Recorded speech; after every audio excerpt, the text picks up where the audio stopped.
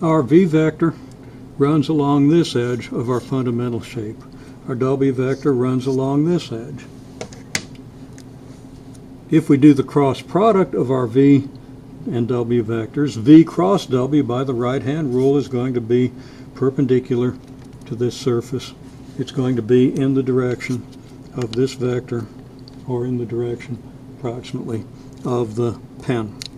So we calculate v cross w. It's a simple calculation. We simply use the determinant representation of the cross product. So our v vector and our w vector from before are as indicated. And when we do the cross product, we end up with the vector 4i minus 1.6j plus 8k. Now just a quick synopsis of the cross product. We're going to do our I vector times the minor that we get when we eliminate the column and the row of the I, and that's going to give us 4, because this gives us 0, this gives us negative 4, so our result is 0 minus negative 4, which is 4. If we eliminate the minor corresponding to the j, we're going to get 1.6, and our determinant is going to be the 4i minus this determinant times j, and then plus the third determinant times k. And we're not going to go over the details of how to do a cross product right now. That's something you can easily look up, and we can digress to that if necessary. Okay, so we get our cross product. Now, does this make sense? This is 4 units in the I direction, 1.6 units in the j direction, 8 units in the k direction. Is that consistent with what we get when we look at a vector perpendicular to the surface? Well, we can see that this vector has an I component, a component in the x direction that appears to be bigger than the j component. And we can't really get a good perspective on the vertical, but if we tilt over this way, we can see that the k component, which is upward toward the camera, but if we tilt it is in this direction, is bigger than the I component. And that's exactly what we get here. Now I do have a slight problem with this. Our j component, let's see.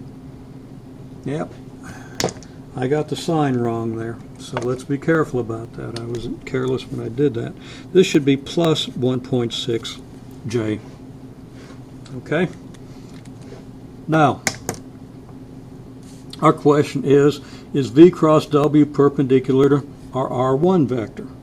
Now, recalling that our r1 vector, and if we want to look back at that, we can see that our r1 vector goes from this point on the fundamental shape to this point down in the plane, and that we estimated the coordinates of this point to be 16, 11, 0. So when we went from here down to here, using the estimate for this point and this point, we found the vector that we called r1.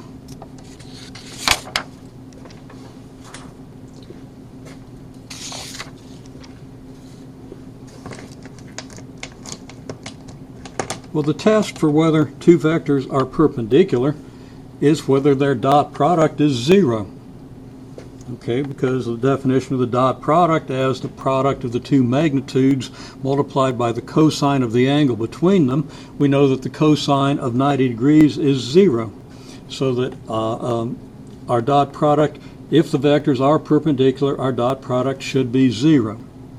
Now, I kept my negative 1.6 here and made my calculations based on the negative 1.6. So I'm going to have to make a couple of corrections, but let's just see how this worked out. Okay, keeping my mistake in there, keeping the negative 1.6 in there, I do my v cross w dot r1 and I get negative 25. Now that's clearly not 0, and it's not that close to 0.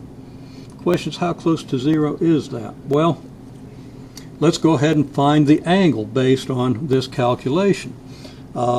Using the fact that v cross w dot r1 is the magnitude of v cross w multiplied by the magnitude of r1 multiplied by the cosine of the angle between, we obtain that v cross w dot r1 is 90 times the cosine of theta.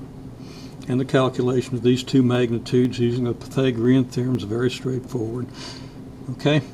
And then we can solve for cosine of theta. Well, we can solve for theta. We get 90 cosine of theta, which is this expression for our dot product, equals negative 25, which is this expression for our dot product. And I appear to have left out the negative sign. So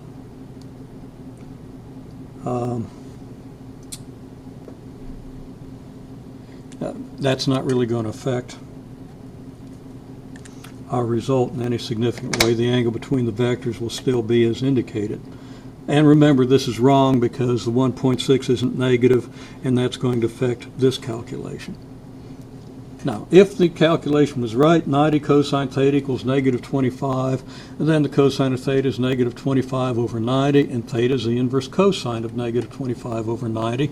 And I estimated that to be about 0.7 radians, or about 72 degrees. And I did that in my head.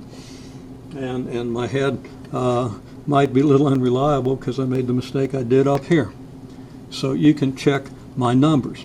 Now I want to correct this because I had a negative 1.6 here, and that should really be a positive 1.6, which would make this 9.6 positive, so that now my 24 plus 9.6 minus 40 would actually be, more accurately, calculated as about 6, about negative 6.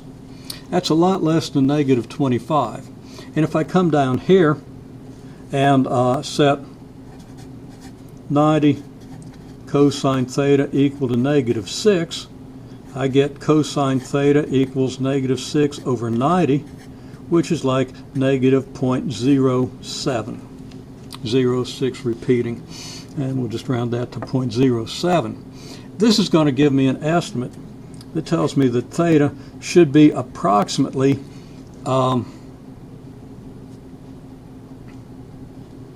and I see an error in my 0.7 radians there too. That should be pi over 2 minus 0.7 radians. And let's just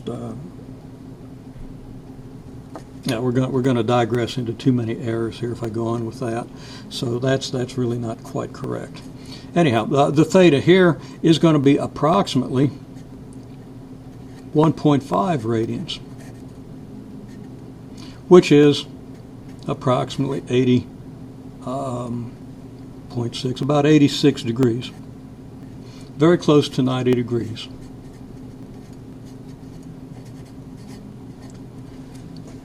Now, the errors here might have caused some confusion, but the overview is simply that we've got our cross product.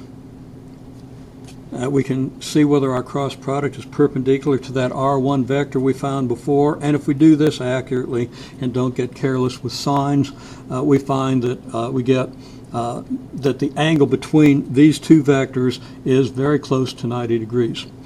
And remembering that all these numbers came from eyeball estimates, that's pretty good confirmation. Now, if we actually carefully measure the dimensions of our fundamental shape and the x and y coordinates of all our points and our vectors, we should come out with something even closer to 90 degrees here.